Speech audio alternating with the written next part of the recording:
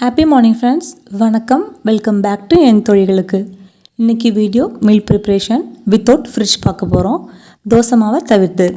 Last வீடியோவில் கேட்டிருந்தாங்க, சாப்பாடை செஞ்சு இப்படி ஃப்ரீஸ் பண்ணால் அதோட நியூட்ரிஷன் வேல்யூ என்ன ஆகிறதுன்னு. இப்போ நம்ம ஒரு பொருளை ஃப்ரீஸ் பண்ணுறோன்னா அதில் இருக்க விட்டமின் மினரல்ஸ்க்கு எந்த வித மாற்றமும் இருக்காது. சில பொருட்களில் கார்போஹைட்ரேட், ப்ரோட்டீன், ஃபேட் இதில் கூட மாற்றங்கள் ஏற்படுறது கிடையாது.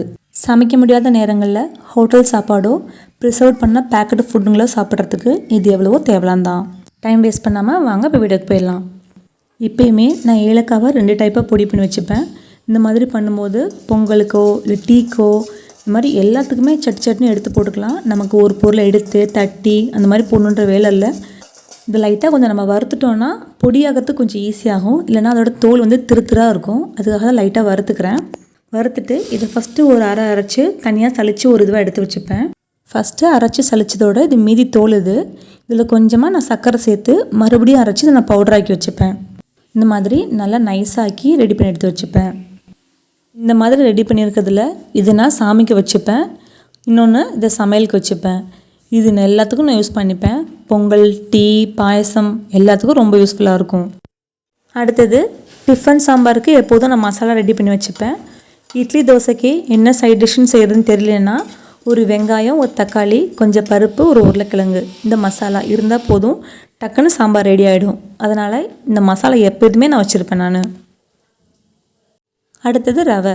நான் எப்போதும் 1 கிலோ ரவை வாங்கி நல்லா வறுத்து எடுத்து வச்சுப்பேன். ரவை இருந்ததுன்னா நம்ம என்ன டிஷ் வேணாலும் பண்ணலாம். உப்புமா பண்ணலாம், ரவை இட்லி, ரவை தோசை, இந்த மாதிரி நிறைய ஐட்டம் பண்ணலாம். அடுத்து சிகப்பு அவல் தான். இதுவும் நான் வாங்கி வறுத்து எடுத்து வச்சுப்பேன். இது குழந்தைங்களுக்கு நல்ல ஒரு ஈவினிங் ஸ்நாக்காக இருக்கும். அதே மாதிரி அவல் உப்புமாவும் பண்ணிக்கலாம். இதுலேயும் நிறைய டிஷ்ஷஸ் பண்ணலாம்.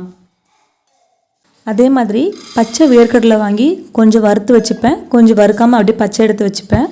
பச்சை எடுத்து வச்சுக்கிறது பார்த்திங்கன்னா நைட்டு ஊற போட்டு காலம்பரை தாளித்து சாப்பிட வச்சுப்பேன்.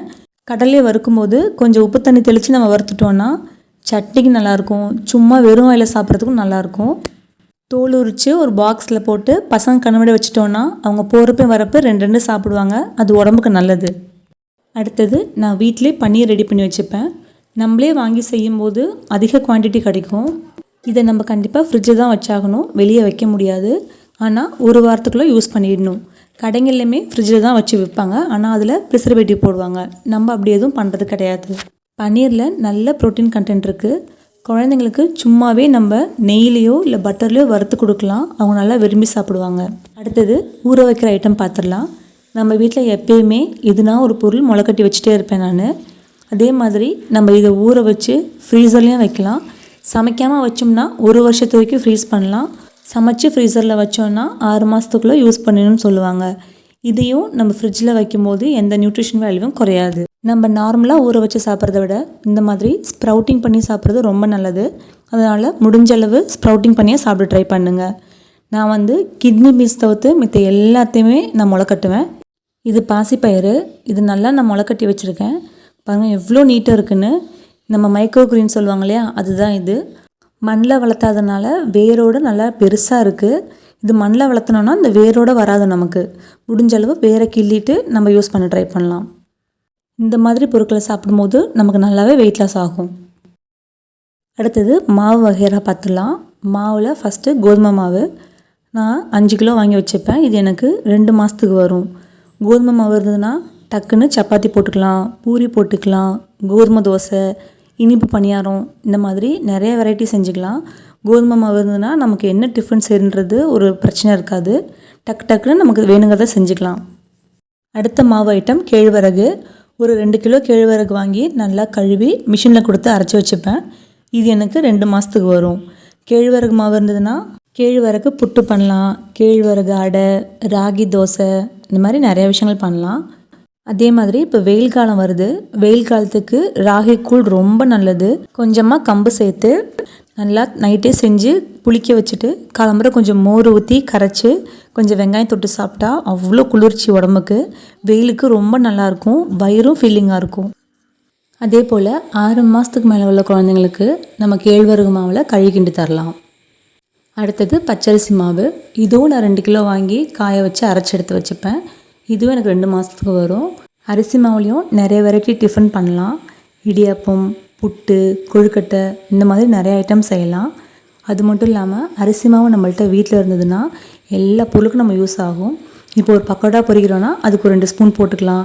அந்த மாதிரி அரிசி மாவு நம்ம எப்போதும் இருக்கிறது நல்லது தான். அடுத்தது எல்லா தானியமும் கலந்து செஞ்ச சத்து மாவு எல்லார் வீட்லேயும் கண்டிப்பாக இருக்கணும்.